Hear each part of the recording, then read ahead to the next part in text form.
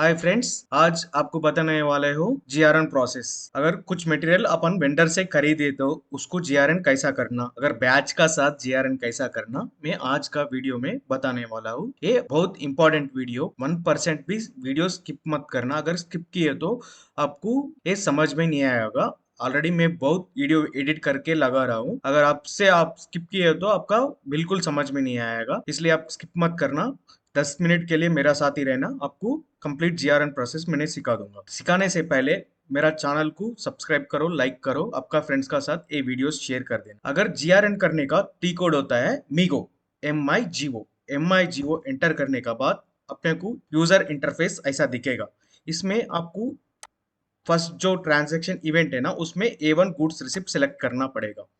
अगर इसमें purchase order through GRN कर रहा है ना, अभी परचेज ऑर्डर थ्रू जीआरएन करे तो इस यही सेलेक्ट करना। अगर दूसरी डॉक्यूमेंट का थ्रू जीआरएन करे तो उसका हिसाब से सिलेक्शंस कर लेना। अगर अभी अभी तो परचेज ऑर्डर सेलेक्ट कर लेना। मूवमेंट टाइप बाय डिफॉल्ट आ जाता है 101। अगर ऐसा एंटर करने का बाद आपको document number, purchase order number में आपका परचेज ऑर्डर नंबर एंटर करना। मेरा जो परचेज ऑर्डर नंबर है मैं एंटर कर चुका हूँ। उसके बाद आप एंटर करना पड़ेगा। एंटर किए तो आप ऑब्जर्व करना, इधर जनरल वेंडर करके अपने को आ रहा है। जनरल बोलने तो डाटा दिखाई देगा, document date, posting date, delivery note, bill of lading, GI slip, header text करके दिखाई देगा। वेंडर का ऊपर क्लिक करें तो वेंडर में वेंडर डिटेल्स दिखेगा। अगर कौन सा वेंडर अपने को मटेरियल दे रहा है उसका डिटेल्स दिखेगा। अभी जो जनरल में डॉक्यूमेंट डेट, जो डॉक्यूमेंट डेट होता है आप एडिट कर सकते हैं। जो फिजिकली आपका पास डॉक्यूमेंट आया है उसका डेट डालो। अगर नहीं डाले तो आज का डेट आएगा। पोस्टिंग डेट बाय डिफॉल्ट, एक पोस्टिंग डेट जो जिस दिन कर रहा है उस दिन का डेट ही आएगा।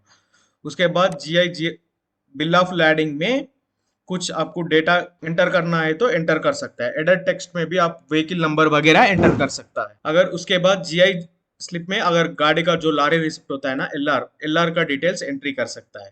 उसके बाद अपने को मटेरियल डिटेल्स दिखेगा। अगर ए रिकॉर्ड डिटॉल 5 लीटर्स का 1000 क्वांटिटी मेरा पास, मैं इतना ऑर्डर वेंडर को देने के लिए बोला हूँ, मगर 1000 क्वांटिटी एक ही साथ वेंडर कभी कभी दे सकता है, कभी कभी नहीं दे पाता है। उसके लिए इंस्टॉलमेंट में भी देता होगा। तब अपने को, मैं एग्जांपल बता रहा हूँ अभी, फिलहाल 1000 के लिए जीआरएन लेना इजी है। अगर अपने को 300 केस आया, नहीं तो 200 केस आया मान लो। ये यूनिट ऑफ मेजर बैग्स में अगर 200 बैग्स आया, 300 बैग्स आया ऐसा माने तो, अगर मान गए तो अब उसको जीआरएन लेना पड़ेगा। पूरा को तो अपन जीआरएन नहीं ले सकता है। जितना आया उतना क्वांटिटी को अपने को जीआरएन लेना। अगर पूरा क्वांटिटी को जीआरएन लिए तो आपका इन्वेंट्री में डिस्टर्बेंस होता है। इसलिए आप जितना क्वांटिटी आया उतना क्वांटिटी को जीआरएन लेना पड़ेगा। उसके लिए आप मटेरियल नंबर, जो मटेरियल ले उसके ऊपर करे तो ये मटेरियल डिटेल्स का टैब ओपन होता है। अगर जो मटेरियल नंबर का ऊपर पहला टैब जो है वो मटेरियल डिटेल्स दिखेगा। वो मटेरियल ग्रुप डेटॉल है, मटेरियल डिस्क्रिप्शन है, मटेरियल कोड है। उसके बाद उसके बाद ऑर्डर क्वांटिटी जो है बैग्स में है 5000, सॉरी 1000 केसेस है। उसका जो वेट है, एक 5 लीटर का है, 5 केजीज का हिसाब से 5000 केजीस आया है। आपको क्वांटिटी का हिसाब से रिसीविंग लेना पड़ेगा। अगर आपको 200 क्वांटिटी आया मान है तो आप 200 इधर एंट्री करो। इसका जो ऊपर जो वाला क्वांटिटी उसको भी 200 करके आप एंटर करना पड़ेगा। जो जैसा एंटर किया उधर 200 चेंज हो गया, देख लेना। अगर उसके बाद वेयर का टैब में जाना, वेयर का टैब में एक किधर 101 मूवमेंट टाइप में जो INHY प्लांट में जीआरएन हो रहा है, अनरिस्ट्रिक्टेड लोकेशन में हो रहा है। आपका स्टोरेज लोकेशन, जो जिस स्टोरेज लोकेशन में करना है आप एसआईपी का अंदर, उस स्टोरेज लोकेशन आपको इधर डालना पड़ेगा। मैं अभी मेरा स्टोरेज लोकेशन RBFG करके डाल रहा हूँ, मेरा जो फिनिश्ड गुड्स स्टोरेज लोकेशन है। उसके बाद अब जीआरएन रिसिप्ट, गुड्स रिसिपेंट का नाम डाल सकता है। अगर कौन जीआरएन ले रहा है उसका नाम, नहीं तो कौन व्हीकल अनलोड किया है उसका नाम डाल सकता है। अगर नहीं तो अनलोडिंग पॉइंट जो जिस डॉक में लगाया उस डॉक का डिटेल्स डाल सकता है। टेक्स्ट आपको अगर एक्स्ट्रा कुछ इन्फॉर्मेशन देना है तो उसका इन्फॉर्मेशन भी दे सकता है। अगर परचेज ऑर्डर डेटा टैब में गए तो परचेज ऑर्डर का डिटेल्स दिखाई देगा इधर। उसके बाद पार्टनर फंक्शंस में आपका वेंडर का डिटेल्स दिखेगा। इधर गए तो बैच करके अपने को एक कॉलम दिखेगा। अगर आपको फिजिकली जो बैच है वो बैच डाल सकता है। अगर आप नहीं डाले तो बैच ऑटोमेटिकली जनरेट होता है। मैंने अभी फिलहाल बैच डाल रहा हूँ, HYD 456 करके मेरा बैच डाल दिया है, अभी एंटर कर किया हो। उसके बाद जो वेट है, ये मैंडेटरी चीज नहीं है और बाय डिफॉल्ट आता है जो भी आने का है। उसको, उसके लिए इतना टेंशन मत लेना। इसको करके जो चेक का आइकॉन है ना, उसका क्लिक, चेक का आइकॉन क्लिक करने से पहले आपको इस टिक मार्क के टिक मार्क को टिक करना पड़ेगा। उसके बाद चेक आइकॉन को क्लिक करना। अभी ये दिखाई दे रहा जो पीओ में से 200 क्वांटिटी अब जीआरएन कर रहा है, बाकी 800 क्वांटिटी बच गया है। वो तो अपने को मालूम है, ओके कर देना। उसका बैच वगैरह डिटेल्स दिख रहा है। उसके बाद अब पोस्ट गुड इश्यू है ना, उसके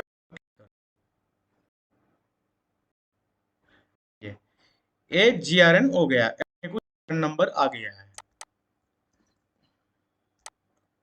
ये जीआरएन करने का प्रोसेस है। अगर उसी पीओ को अपन फिर से जीआरएन करने को देखे तो अपने को कितना क्वांटिटी दिखता है देखेंगे।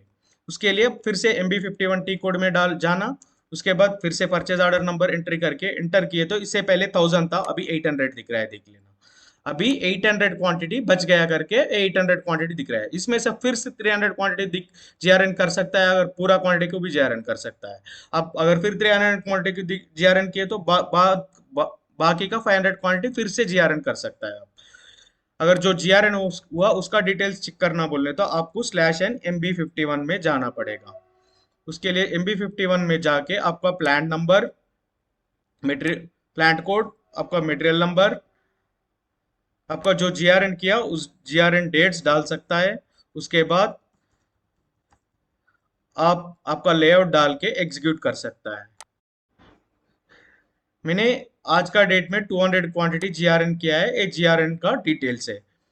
जो क्रिकेट डेटॉल का HYD 56 वाला बैच 200 क्वांटिटी का जीआरएन किया है। MB51 का डिटेल्स में आएगा। होप आपको इस वीडियो पसंद आया होगा, ये वीडियो आपके लिए यूज भी होता होगा। प्लीज फ्रेंड्स, मैंने इतना मेहनत करके ये वीडियोस बना रहा हूँ, कोई भी यूट्यूबर इतना अच्छा से समझाएगा नहीं है आप एसएपी का प्रोसेस। आपका यूट्यूब का अंदर बहुत सारा सॉफ्टवेयर का तो सीखने का मिलेगा, मगर एसएपी का बहुत बहुत कम वीडियोस है। वो भी प्रैक्टिकल, जो प्रैक्टिकल चीज जो बताने वाला बहुत बहुत कम लोग हैं। मैंने आपका आपको काम सिखाने के लिए मैं इतना मेहनत कर रहा हूँ। आप प्लीज मेरे लिए ये चैनल को सब्सक्राइब करके आपका फ्रेंड्स का साथ वीडियो शेयर करना। आपको जो टॉपिक्स चाहिए उसको आप कमेंट में करें तो मैं उस टॉपिक्स को आपका सामने लेके का, जो टॉपिक्स आपको चाहिए आप कमेंट में करें तो वो टॉपिक्स आपका सामने लाने के लिए मैं प्रयास करता हूँ। Thanks for watching.